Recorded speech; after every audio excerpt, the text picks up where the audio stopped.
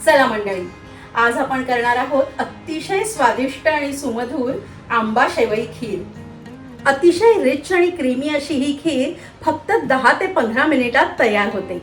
खीर करण्यासाठी सुरुवातीला आपण आंब्याचा गर तयार करून घेऊया। मी इथं हापूस आंबा घेतलेला आहे। तुमच्याकडे जो कुठला आंबा अवेलेबल असेल तो घेतला तरीही चालेल। मिक्सरच्या भांड्यात आंब्याच्या फोडी घालून दूध किंवा पाणी काहीही न घालता निव्वळ आंब्याचा गर करून घ्यायचा आहे। आंबा चवीला आंबट असेल तर मात्र गर करताना त्यात थोडीशी साखर घाला। आणि हा बघा, साखर, दूध किंवा पाणी काहीही न घालता आंब्याचा मधुर आणि रसरशीत गर तयार झालेला आहे।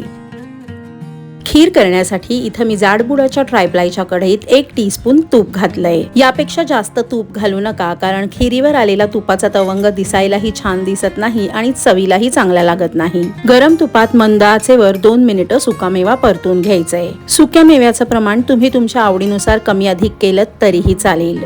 या गव्हाच्या शेवया आहेत ज्या भट्टीत भाजलेल्या आहेत। घरातल्या रोजच्या वापरातल्या कुठल्याही एखाद्या वाटीनं शेवया मोजून घ्या। या वाटीभर शेवया आहेत, वजनाने 100 ग्रॅम आहेत। ड्रायफ्रुट्स बरोबरच तुपात शेवया सुद्धा 2 मिनिटं परतून घेऊया, म्हणजे त्यांना सुद्धा तुपाचा छान फ्लेवर लागेल। तुम्ही जर कच्च्या शेवया वापरणार असाल तर त्या मात्र तुपात चांगल्या लालसर होईपर्यंत परतून घ्याव्या लागतील।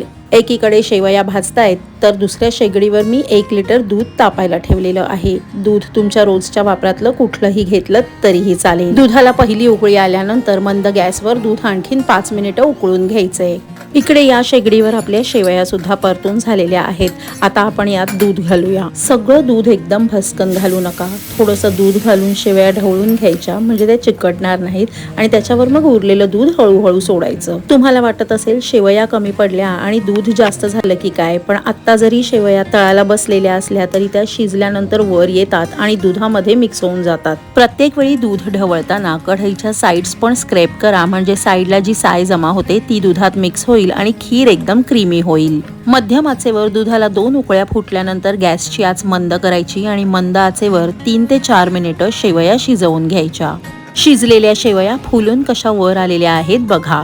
आता या स्टेजला आपल्याला साखर घालायची आहे। ज्या वाटीने आपण शेवया घेतल्या त्याच वाटीने अर्धी वाटी आणि वजनाने 100 ग्रॅम साखर आहे। साखरेच्या एवढ्या प्रमाणात बेतास गोड खीर होईल। तुम्हाला जर छान मधुर खीर हवी असेल तर पाऊण ते 1 वाटी साखर घातली तरीही चालेल।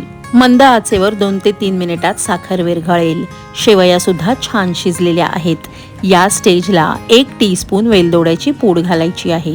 या खीरीत केशराच्या काड्या घालायची आवश्यकता नाही, कारण आपण यात आंब्याचा रस घालणार आहोत। अवघ्या 8 ते 10 मिनिटात घट्ट आणि क्रीमी अशी खीर तयार झालेली आहे। या स्टेजला गॅस बंद करूया आणि रूम टेम्परेचरला खीर पूर्ण थंड करून घेऊया। खीर पूर्ण थंड झालेली आहे आणि तुम्ही बघू शकता थंड झाल्यानंतर ती आणखीन आळलेली आहे। या वाटीने आपण शेवया, साखर सगळंच मोजून घेतलं होतं।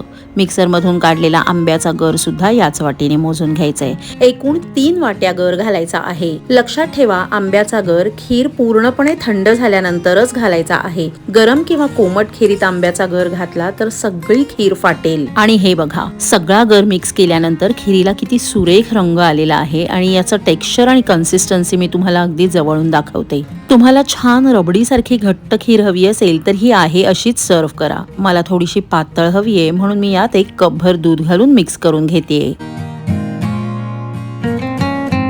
आणि फायनली आपली आंबा शेवई खीर तयार झालेली आहे। आता याची कन्सिस्टन्सी बघा। आकर्षक रंगाची, अप्रतिम चवीची मलईदार खीर छानशा ग्लासमध्ये किंवा बाउलमध्ये सर्व्ह करूया। खीर सर्व्ह करण्याआधी मी फ्रीजमध्ये ठेवून छान थंडगार करून घेतली। आंब्याचा सीझन संपायच्या आत एकदा तरी ही वेगळ्या प्रकारची खीर नक्की ट्राय करून बघा। सो फ्रेंड्स, हा व्हिडिओ तुम्हाला थोडा जरी आवडला असेल तर व्हिडिओला एक लाईक नक्की करा। व्हिडिओ तुमच्या फॅमिली आणि फ्रेंड्स सोबत शेअर सुद्धा करा आणि अशाच इनोव्हेटिव्ह रेसिपीज बघण्यासाठी सुहानीज किचनला सबस्क्राईब करा। भेटूया लवकरच एका नवीन रेसिपीसह, पण तोपर्यंत बाय बाय।